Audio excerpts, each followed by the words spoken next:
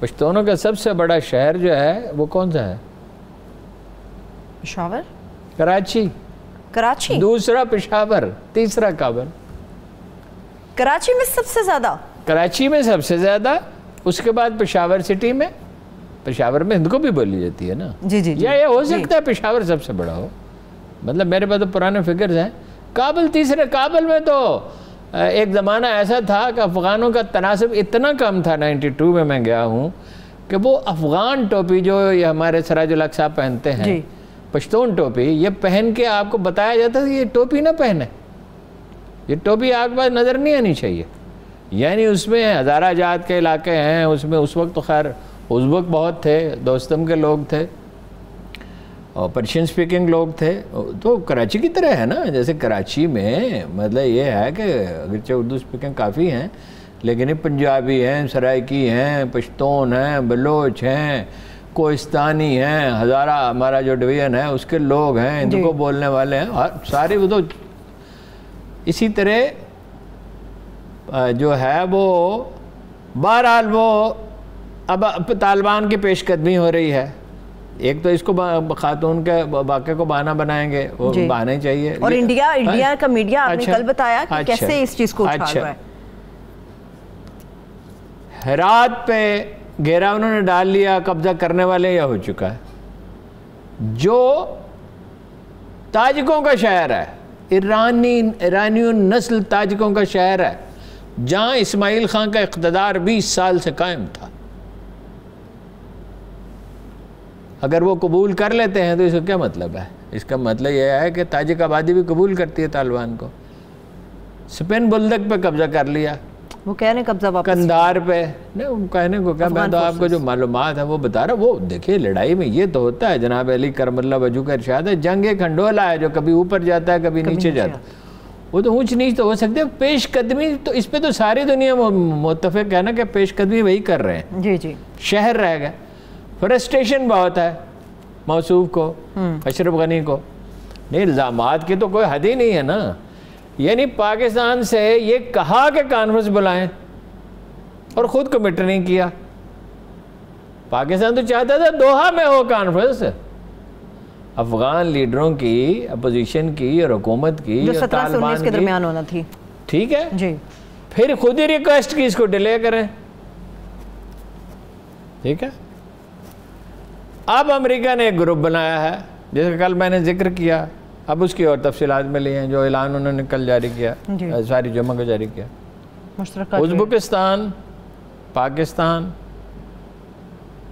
اور امریکہ اور افغانستان، اس کا کیا مطلب کنیکٹیوٹی اس کو کہتے ہیں جی، کنیکٹیوٹی کے لیے، یعنی یہ تجارتی راستے کھلے رہیں، راہداریاں ہوں اور رابطہ کاری ہوگی تو اسی سے معاشی ترقی ہوگی، جیو اکنامکس جس کو کہتے ہیں، ٹھیک ہے جی۔ اس پہ کتنا عمل درآمد ہو سکے گا؟ بن تو گیا یہ تو اس پہ بعد میں بات کرتے ہیں نا۔ یعنی ایک طرف تو یہ صورتحال ہے، دوسری طرف یہ ہے کہ پاکستان ہر گالی پاکستان کو دی جائے جو ممکن ہے، نغمے پاکستان کے خلاف اترانے یعنی یہاں جیسے جنگ چھیڑنی ہو، جنگ آپ کیا چھیڑیں گے پاکستان کے خلاف، وہی ایک لابی ہے۔ یہ تو ہے افغانستان کی صورتحال۔ اور امریکہ یہ کہہ رہا ہے، دیکھیں نا شنگھائی تنظیم ہے نا، اس معاملے کی نوعیت بڑی سنگین ہے، سنگین نہ کہیں اہم ہے۔ شنگھائی تعاون تنظیم ہے نا، پاکستان، چین، روس، پاکستان، انڈیا، سینٹرل ایشیا کے ممالک، اس کے متوازی ایک تنظیم انہوں نے قائم کر دی نا۔ یعنی یہ جب وہ نکلے ہیں، گھبراہٹ میں بھاگے ہیں، تو کو متبادل منصوبہ ان کے سامنے موجود تھا، ایک تو پاکستان پہ دباؤ ڈال رہے ہیں، تو اس کا مطلب یہ اسٹیبلٹی کی کوئی خواہش تو ان کے اندر ہے کہ ان کا رول باقی رہے، مگر میری سمجھ سے باہر ہے۔ آپ چین اور پڑوسیوں کو چاہتے ہیں کہ پڑوسیوں کا تعاون حاصل کیا جائے، اور ایران اس سے باہر ہے اور چین اس سے باہر ہے، یہ کس طرح کا ڈائلاگ ہوگا؟ یہ شدید دباؤ ہے پاکستان پہ۔ ٹھیک ہے ہارون صاحب، پاکستان پہ ایک دباؤ چائنا کی طرف سے بھی تو آ رہا ہے داسو کو لے کر، داسو پہ دیکھیں نا جی، اب وہ ان کے رویے میں یہ دیکھو، ایک جگہ پہ تو وہیں کھڑے ہیں کہ جو بھی ملک اس کا ذمہ دار ہے اور وہ جانتے ہیں کہ کون سا ملک ذمہ دار ہے، اس کو معاف نہیں کریں گے۔ کام انہوں نے کہا جلد شروع کر دیں گے، اور پاکستانی مزدوروں کو نکالنے کا فیصلہ واپس لے لیا گیا ہے. ٹھیک ہے, تو داسو پہ کام شروع ہو جائے گا. وہ دیکھیں انڈیا ہے اور افغانستان ہے, پاکستان میں کسی طرح معاشی طور پہ پاکستان کو تباہ کر دیا جائے. یہ میں نے کل کہا تھا, میں اسے دہراتا ہوں, اسی لیے غفار خان کی سرپرستی تھی, اسی لیے ولی خان کی سرپرستی تھی, اسی لیے بلوچستان میں چند علیحدگی پسند تلاش کر لیے. اس میں ہماری غلطیاں تو تھیں, سندھ میں ان کو فنڈ کرتے رہے. پھر وہ 16,000 شہری مرے کراچی میں. ہاں جی, بٹوین 89 and 92 2 سے 3 لاکھ بھارتی شہری جو دبئی جانے جانا تھا یا شارجہ جانا تھا یا امارات کے کسی بھی ریاست میں جانا تھا, انہوں نے کراچی میں کا ٹرانزٹ ویزا لیا. اچھا, اور وہ کراچی میں رک گئے اور کسی کو پتہ نہیں. جب پتہ چلا اس معاملے کا, ہماری تو جو سول ادارے ایک دن میں تباہ نہیں ہوئے. میجر عامر صاحب نے اس کا سراغ لگایا, اور وہ جو رک گئے, بہت سے خاندان ایسے ہوں گے جنہوں نے مائیگریٹ کرنے کے لیے یہ طریقہ اختیار کیا ہوگا, یہ ممکن ہے. لیکن یہ ہے کہ کجا یہ کہ وہ اپنے ایجنٹوں کو دبئی میں جا کے بریف کریں, اور کجا یہ کہ کراچی ان کے لیے کھلا ہوا ہے, آ رہے ہیں, اس میں کتنے راہ کے ایجنٹ ہوں گے. اور یہ سب دیکھیں, کراچی کو تباہ کرنے کا جو منصوبہ تھا وہ کراچی کے لیے کو تباہ کرنے کا نہیں تھا, وہ انسانی حقوق کا مسئلہ نہیں تھا. انسانی حقوق تو مجروح سارے ملک میں ہو رہے تھے, کراچی والوں کے ساتھ تو زیادتی ہو ہی رہی, اس میں تو کوئی شک ہی نہیں ہے.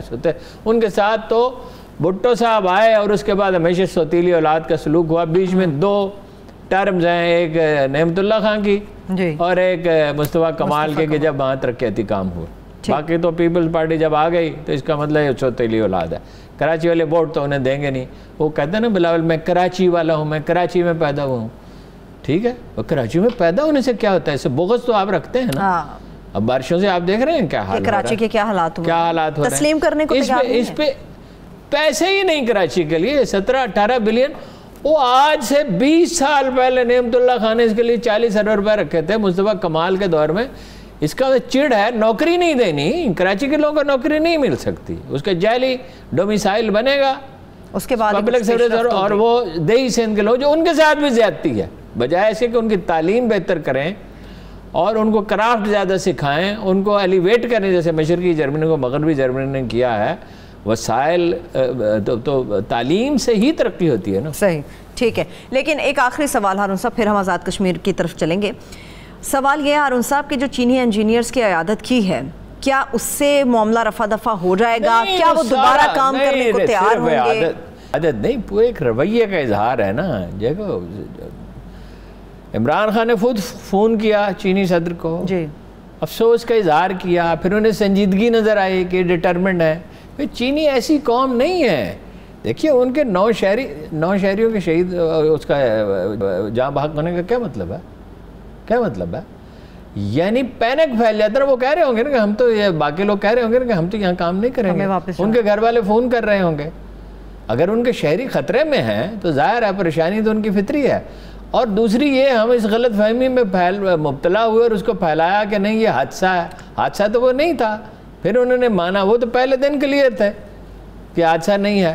تو وہ چین اور پاکستان کے تعلقات اتنے گہرے ہیں, یہ کہنے کی بات نہیں, باقی گہرے ہیں کہ وہ تو دیکھیں نا, انہوں نے پاکستانی حکومت کا رویہ دیکھا کہ فوراً انہوں نے حقائق کو بھی تسلیم کیا. یہ بھی دیکھا کہ بھئی خود بہت رنجیدہ ہیں, نقصان تو انہی کا ہو رہا ہے نا, نقصان تو پاکستان کا ہوگا نا.